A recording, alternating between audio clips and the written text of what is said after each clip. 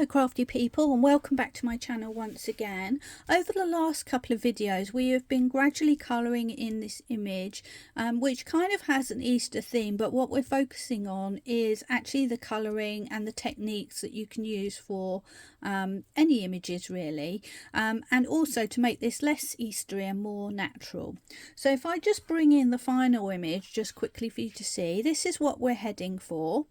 And this image is a digital image which you print on your computer, and it comes from Lily of the Valley, and you will find them on Etsy. You can buy their images very cheaply for just a few pounds, so they're really worth it. As mentioned before, I've printed onto a smooth cardstock, which in this case is Nina card, which is suitable for alcohol pens. You just need something smooth and uncoated if you don't have Nina. I have in my previous videos, the first one we talked about colouring these mice in, mostly their fur and also their little clothes, and the second video we looked at colouring in the foliage and also how to create a really quick dimensional sketchy base for your characters to stand on.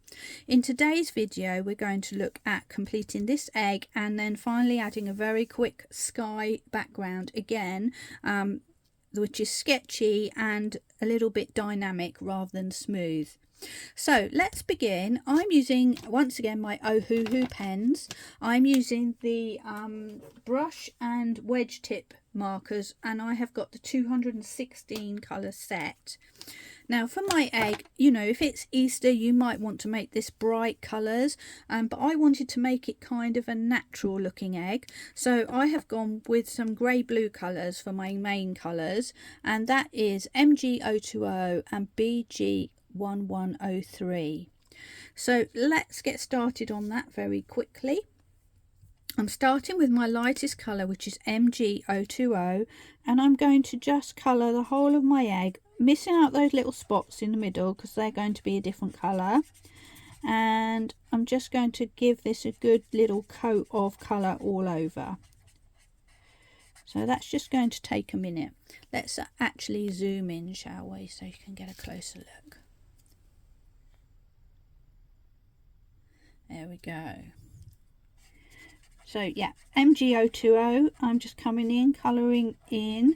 Now, as I mentioned before, because this is printed, depending on the ink in your printer and the paper that you're using, you can find that the black ink can run and smudge a little bit, and that certainly happens with mine.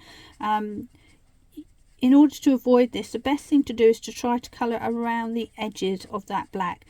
Doesn't matter if you're using a darker colour because it won't notice, but if it's a pale colour like this, you may see that smudging a little bit. So that's just something to be aware of. I'm now going in with my darker colour, which is BG1103. And what I'm going to do is add some shadow to my egg. So I'm just going to, I'm not being drawing dead straight lines. Again, I'm sort of using circular motions and bringing in more shadow at the bottom, kind of following the line of that egg shape.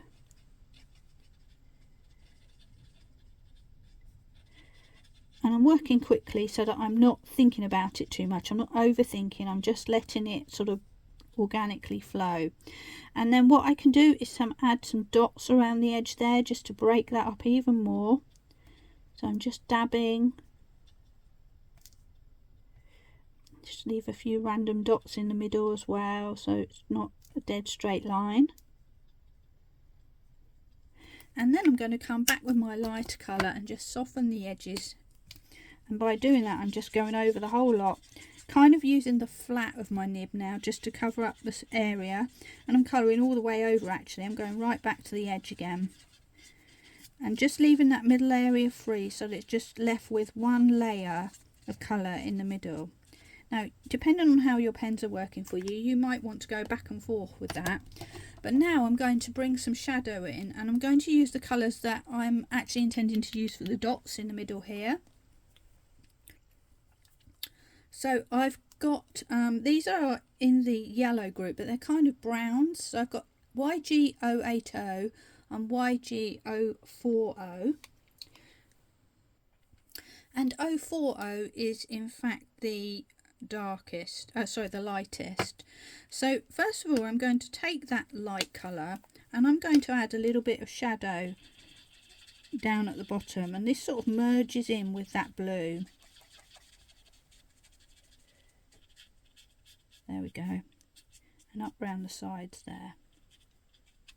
So we've got a little bit of a hint of shadow there, but now I'm going to reinforce that a little bit with my, I keep opening the wrong end of my lid, with my darker colour, YG080, and I'm going to bring that in. And what will happen is this will kind of reflect these darker areas of the little spots in a minute when we come round to filling those in.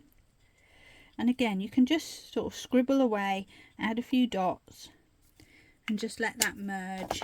And then I'm going to go with my darker blue once again and just go over that to remind this colour that it is actually a blue. There we go. What will happen is that will all merge together and create some lovely shadow at the bottom of that egg. There we go. And what I can do if I want is I can just bring some of that below, just to reinforce the shadow that this egg is sitting on something. I might do that with my mice as well. There we go. And I'm again being very light and just sort of scribbling. I'm just going from side to side this time to create the feeling of shadow. So there we have a very delicate looking little shadow. And now we're going to go in with our lighter colour and fill in these little speckles on this lovely egg. So again, I'm just colouring them in fully, and this is like a 1 minute job because we're not going to get too immersed in the shading of these.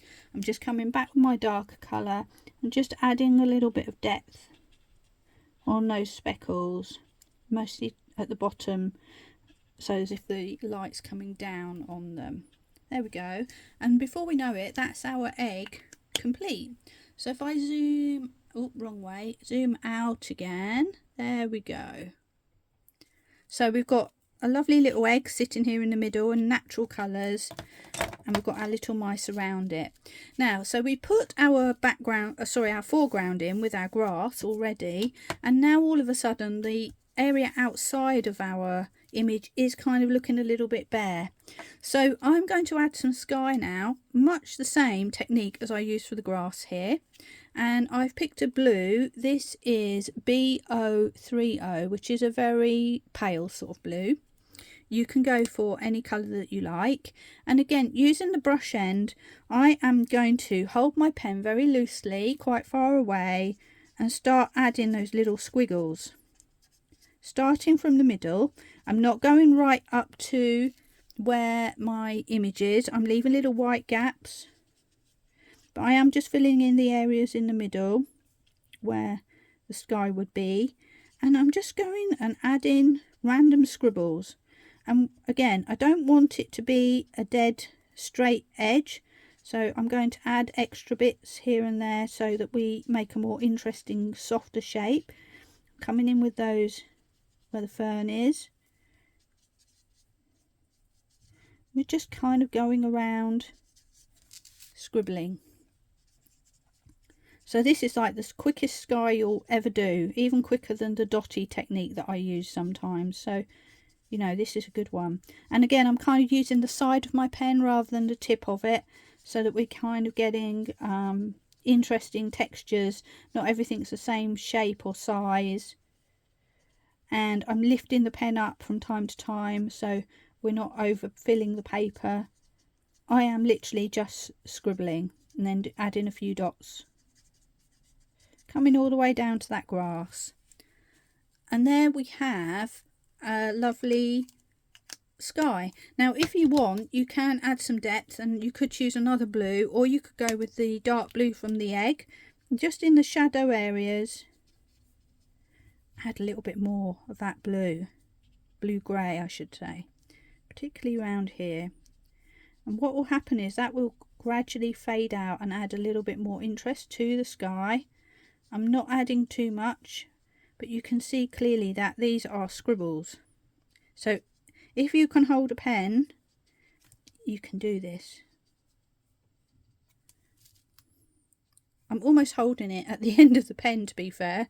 You know, that's how loose I'm making this. There we go. And there we have it, our final image. So if I just bring this up, I can show you the little bits. You follow all 3 of my videos, you will get this image from start to finish, starting with a black and white page and ending up with a cute little image, which you can give to a friend as a springtime card or save it for next Easter. So there we have it.